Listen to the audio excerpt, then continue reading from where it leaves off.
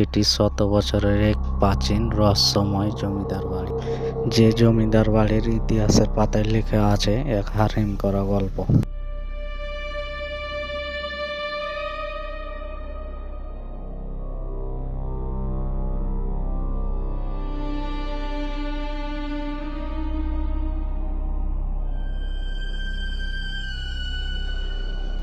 দিনের বেলাও তার সীমানায় পা রাখলে এখনো গা ছমছম করে ওঠে।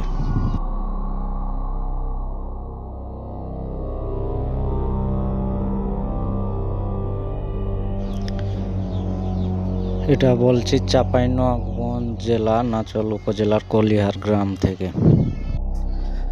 শত বছরের পুরনো জমিদার বাড়িটি ভাঙতে গিয়ে একটি অলৌকিকভাবে গোটা গ্রামে চাঞ্চল্য সৃষ্টি হয়েছিল।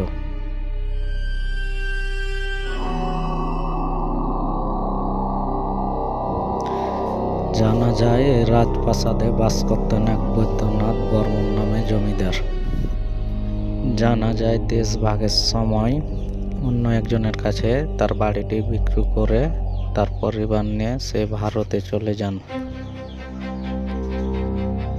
এরপর থেকে অনেক দিন থেকে বাড়িটা এভাবে পড়ে থাকার কারণে গাছপালা ও জঙ্গলে এখন ধ্বংসস্তূপে পরিণত হয়েছে।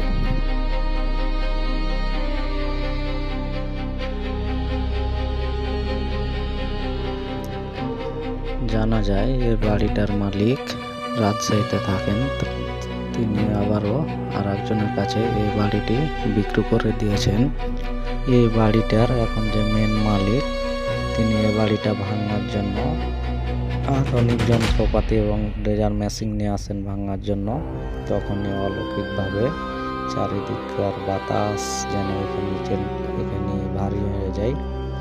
তারপরে ভাঙার সময় দেখা যায় মাটির নিচ থেকে এবং দেওয়ালের ফাটল থেকে হাজার হাজার বিশাল আকৃতির সাপ বের হয়ে আসে। এখানে আসার সময় আমরা এসেছি যখন উপর দিকে, আমরা অনেক ভয়ে ভয়ে আগাচ্ছিলাম।